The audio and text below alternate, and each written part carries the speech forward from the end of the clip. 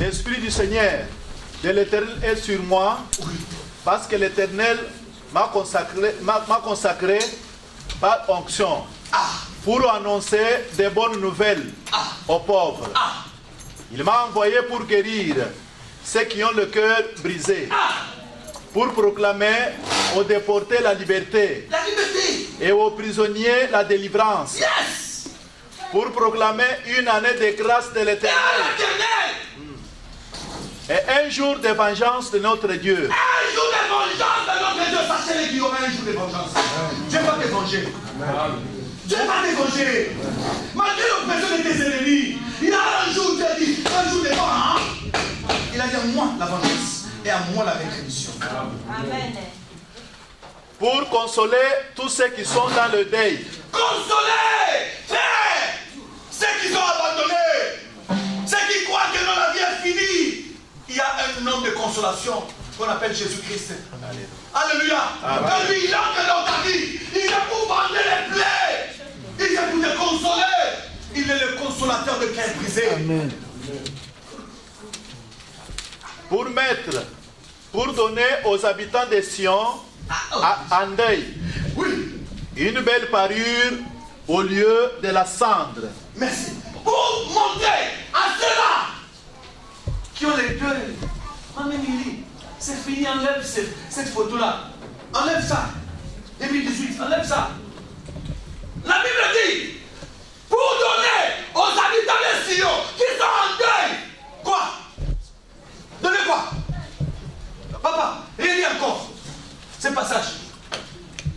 Il y a des gens qui ont le deuil d'une année. Un chrétien ne peut pas être en deuil d'une année. Jésus a dit laissez les morts enterrer. Pour donner aux habitants de Sion en deuil une belle parure. Une belle parure. Donc cela veut dire quoi? De la joie. Retrouvez le sourire. Retrouvez la joie. Retrouvez ton bonheur perdu. Frère. Tu sais, hein, moi je me souviens toujours des chansons passées. Quand je médite, je me souviens toujours des chansons passées. Il y avait une chanson que le frère Mente chantait. Atakona sangi baboti, ngabanga kanangate. Atakona sangi bilei, ngabanga kanangate. Oh Yesu atonda bolingo, bona nini ngaina banga. Yesu atonda bolingo, tina nini ngaina banga. Talatina ngaina lingaka kolo Yesu. Talatina ngaina lingaka kolo Yesu. L'amour de Dieu n'est pas conditionné. Tu ne peux pas conditionner l'amour de Dieu à tes parents. Si tes parents sont là, tu es chrétien, chrétienne. Si ton mari est là, tu es chrétien. Si ta femme est là, tu es chrétien. Si la soeur que tu aimes beaucoup est partie, tu es chrétien endeuilleux. Il n'y a pas de chrétien endeuilleux. Alléluia. Amen. Parce que Dieu a dit, dans Isaïe 61, il a dit, je suis venu donner aux habitants de Sion en deuil l'huile de joie. Il y avait un des disciples de Jésus qui a dit, Jésus, laisse-moi aller enterrer mes parents. Il a dit, laissez les morts enterrer les. Toi, tu peux accepter cette parole-là? Hein? Tu es capable d'accepter que tu es en deuil? Frère, c'est pas facile, hein? Un jour au Congo, j'ai vécu une scène. Il y avait un homme de Dieu programmé dans la campagne d'évangélisation. Le même jour, son frère a fait une crise cardiaque au pays. Comme un pays, vous savez, quand quelqu'un fait une crise, directement, chambre de mort. Oh. Alléluia. Il n'y a même pas de réanimation. Ah, beaucoup de gens sont morts en Afrique. À cause de quoi? Manque de matériel et de connaissances. Alléluia. Amen. Les frères étaient là. On lui dit non. La nouvelle est venue. La prière devait commencer à 17h. La nouvelle est venue à 16h. Il préparait la croisade. On vient lui dire que non, ton père est mort. Et il dit, non, Jésus, que dois-je faire? Annuler ou continuer? Il était l'intervenant du premier jour. Il dit, je vais aller prêcher. Les gens de sa maison n'ont pas compris. Il a dit à personne. Il s'est levé à 17h. Il s'est présenté à l'église en train de prier. Le moment de la parole est venu. On lui a donné le micro. Il a monté. Il dit, je remercie le Seigneur. Dieu est bon. Voilà. Il a commencé à prêcher. Il a prêché. Il était souriant. Prêché. Mais il y avait maintenant un homme de leur maison là qui est venu. Cet homme, c'est un fou. C'est un malade. Ou bien, qu'est-ce qu'il lui prend? Son père! Frère, quand il a terminé, il a remis le micro. À la fin du culte, communiqué. Non, le pasteur qui vient de nous prêcher aujourd'hui est en deuil. Oh, les gens disent, en deuil. C'est lui qui nous a fait sourire ici. En deuil comment? Non, il vient de perdre son père. Les gens disent, quoi? Oui, il a perdu son père. Alléluia. Amen. À la fin du culte, les pasteurs ont levé la cravate. Il a levé le costume. Il a défilé. Comme c'était filé, il a défilé. Maintenant, il est rentré en deuil. Alléluia. Amen. On lui a dit, pasteur, pourquoi tu as fait ça? Il a dit, et moi, et Dieu qui est plus important. Il y a des gens qui avaient déjà rendez-vous avec Dieu pour leur vie. Si moi, je n'en avais pas. Si moi, je m'étais absenté. Alléluia. Ces gens-là, ils allaient être bénis? Non. Il ouvre encore la Bible. Il dit, écoute, regarde ses disciples. Regarde la réponse de Jésus. Il a dit quoi? Laissez les morts quoi? Enterrez-les. Frère, je suis pasteur. Je dois d'abord obéir à mon maître.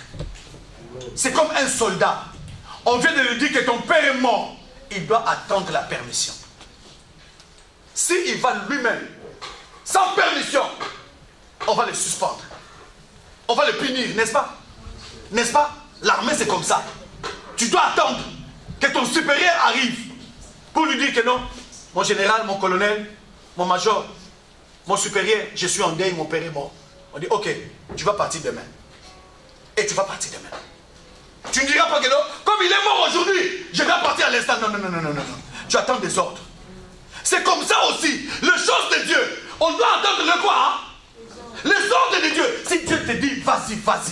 Si Dieu te dit, ne va pas, n'y va pas. Voilà pourquoi les gens étaient étonnés de voir le comportement de Jésus. Lazare, son ami, est mort. Premier jour, Jésus n'est pas parti. Deuxième jour, Jésus n'est pas parti. Troisième jour non plus. Il a attendu 4 jours. Et quand il s'est présenté, les gens l'ont pris comme un fou. Frère, tu te présentes après 4 jours de ton ami qui était comme ton frère. Et toi, tu te présentes après. On allait le considérer comme qui? Un sorcier, n'est-ce pas? Amen. Mais non. Jésus était l'homme des solutions.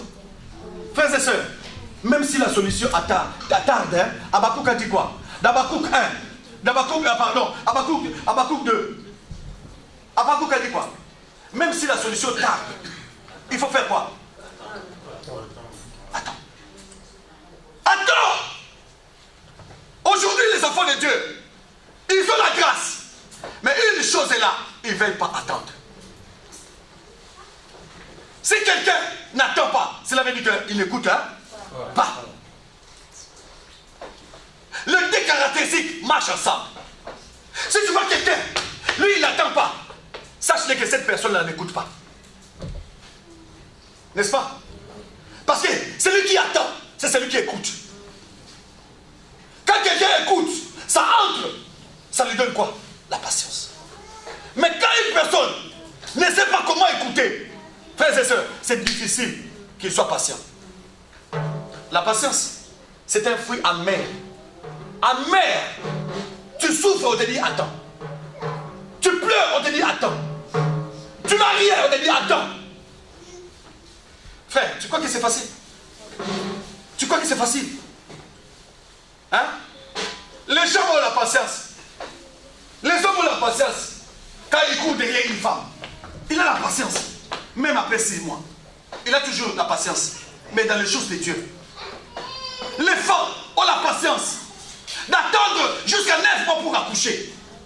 Mais dans les choses de Dieu, elles manquent de patience. Elles manquent de patience. Nous voulons attendre dans les choses qui n'espèrent pas, qui ne bénissent pas. Aujourd'hui, beaucoup sont esmés. Beaucoup sont esmés. J'ai rencontré des frères. Ils disent, pasteur, nous sommes rentrés, il n'y a plus d'argent. Hôtel payer l'hôtel. On n'a plus d'argent. Alléluia. Mais si on vous disait d'attendre, vous n'allez attendre. Hein? Il y a même ceux-là qui se disent, je vais aller attendre là-bas. Ok. Ok. Mais sache-le, l'attente là-bas, c'est plus le moyen. Il y a des choses, il y a même des ceux-là qui font des bordels là-bas. J'ai des nouvelles. À cause de quoi? De payer l'hôtel. Chercher à manger. Pourquoi? Parce qu'un ventre affamé n'a point d'oreille. Maman, tu vas donner ton corps à un homme possédé de la tête aux pieds, qui va te laisser des démons. Hein? Tu n'étais pas insolente. Parce que tu es sorti avec cet homme-là, tu n'étais insolente. Alléluia. Le premier point, pour que l'année soit une année d'étonnement, tu dois savoir conserver la grâce. Amen. Alléluia. Amen. Alléluia. Amen. Tu dois faire quoi?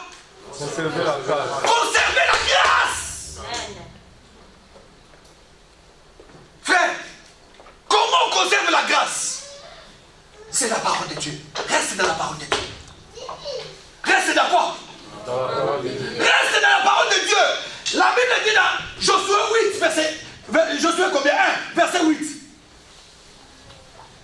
Dans Josué 1, verset 8, la Bible dit quoi? Que ce livre de la loi, méditez-les jour et nuit, pour agir fidèlement selon tout ce qui est. C'est alors que oui, c'est ça le secret de la grâce. Le secret de la grâce est quand quelqu'un est dans la parole de Dieu, le méditer, l'observer, marcher comme la parole de Dieu. Frère, il y aura des choses où tu ne vas même pas te demander. Dieu te les donne. Amen. Alléluia. Amen. Il y aura des choses que tu ne peux même pas, que tu n'espérais même pas. Dieu te les donnait. À cause de quoi? De la grâce. La grâce c'est un jardin. La grâce c'est un jardin. Adam et Ève étaient dans le jardin de la grâce.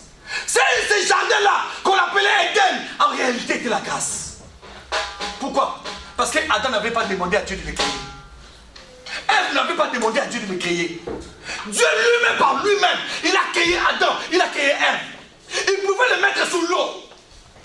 Il pouvait le mettre sur les arbres. Il pouvait le mettre partout. Mais Dieu, dans son amour, il a créé un jardin pour mettre les créatures qu'il aime. Frères et sœurs, quoi qu'il arrive, reste dans cet environnement. Ne fuis pas l'église. J'ai bien dit quoi? Même si je suis mauvais, ne fuis pas l'église. C'est très important. Les pasteurs passeront. Les hommes de Dieu passeront. Mais la parole ne passera jamais. Amen. La parole ne passera jamais. Même si les gens disent n'importe quoi sur ton pasteur, reste. Toi, tu ne veux pas pour lui. Reste. Amen. Reste. Il y a un jour. Il y a un jour. La Bible dit dans Ésaïe 61. Il y a un jour de quoi? Hein? J'ai bien dit ici, il y a un jour de quoi? Où l'Éternel, quand il se venge de tes ennemis, il te bénit. Frère, pour terminer, dans les premiers points, avec les premiers points, le dimanche, j'avais donné l'exemple. Quand nous étions venus, on souffrait plus que vous. Si je vous donne mon témoignage, j'ai donné un petit témoignage le dimanche, le jour du réveillon. Frères et sœurs, moi j'ai été tabassé ici combien de fois? Avec ma Bible. Combien de fois? J'ai manqué à manger, mais j'avais que ma Bible. Frère, moi j'ai voyagé avec ma Bible. Dans ma valise, il n'y avait qu'un seul habit. Avec la Bible. Je suis allé au Liban. Je n'avais pas amené les habits parce que je savais que j'allais en France.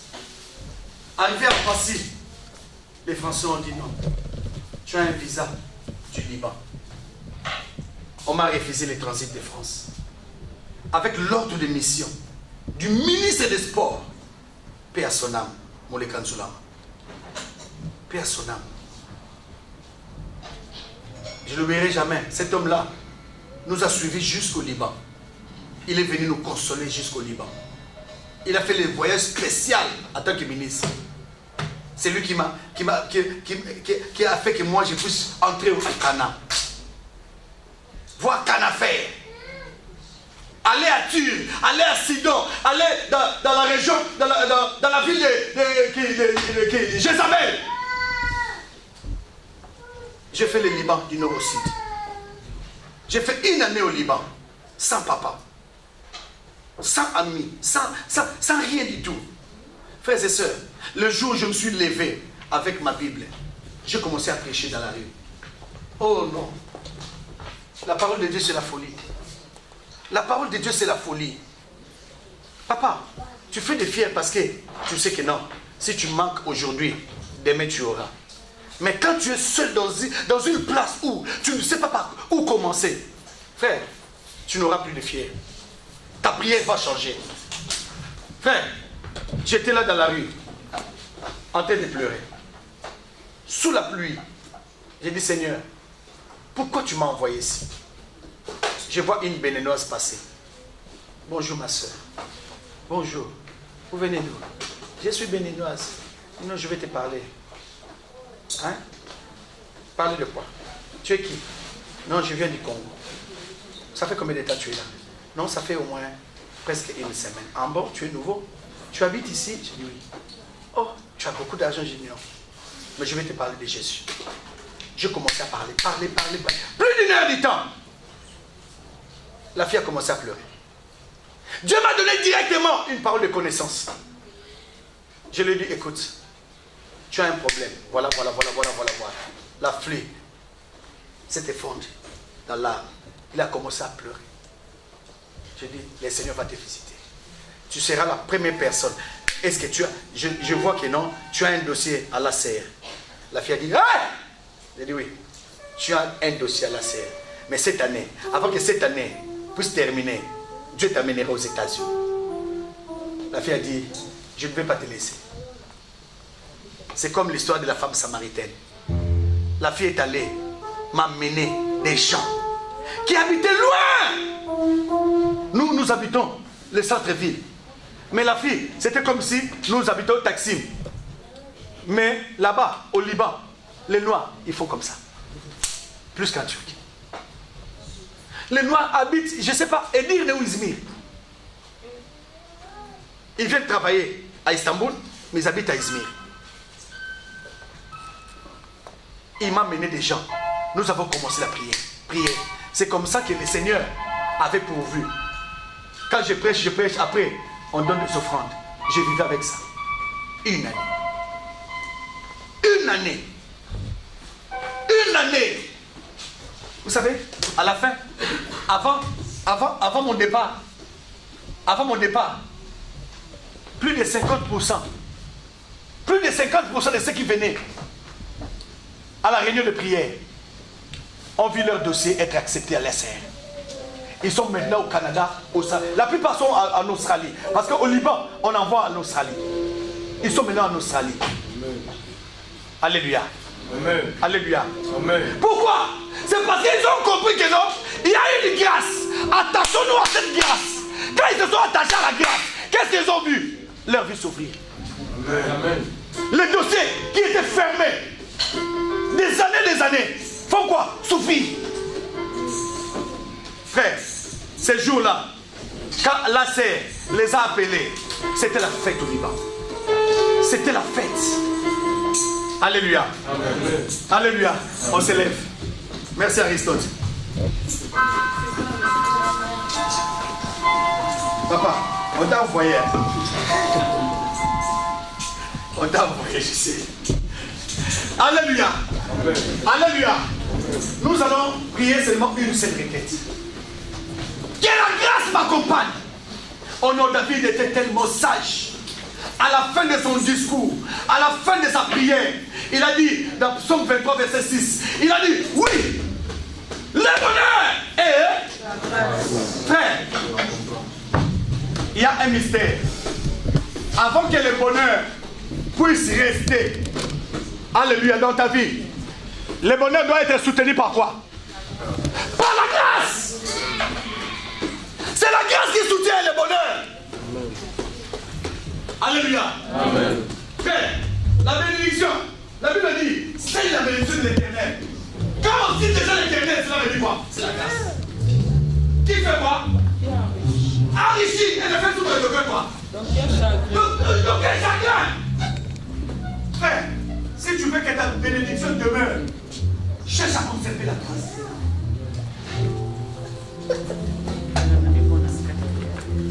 Salomon, vous savez que Salomon avait échoué.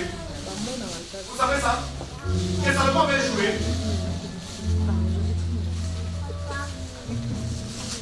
Elle est tuée demain. Nous avons commencé l'année avec notre premier enseignement. Nous avons parlé de la grâce. Pour communier, pour appuyer notre thème sur l'année d'étonnement et de dépassement positif, tu dois faire quoi? Rester dans la grâce. Tu as eu la grâce le 31 décembre. Le Seigneur a parlé, le Seigneur a prophétisé, le Seigneur t'a béni. Maintenant, pour conserver cela, tu dois rester dans cet environnement, dans ce jardin qu'on appelle la grâce. La grâce, c'est la parole de Dieu. La grâce, c'est la maison de Dieu. La grâce, c'est être dans le Seigneur. Soulève tes mains. Jésus, merci. Commence à demander la grâce de Dieu. Dis, Seigneur, c'est cette année que je marche dans ta grâce. Oh oui! La grâce ouvrira les portes. La grâce appellera les opportunités.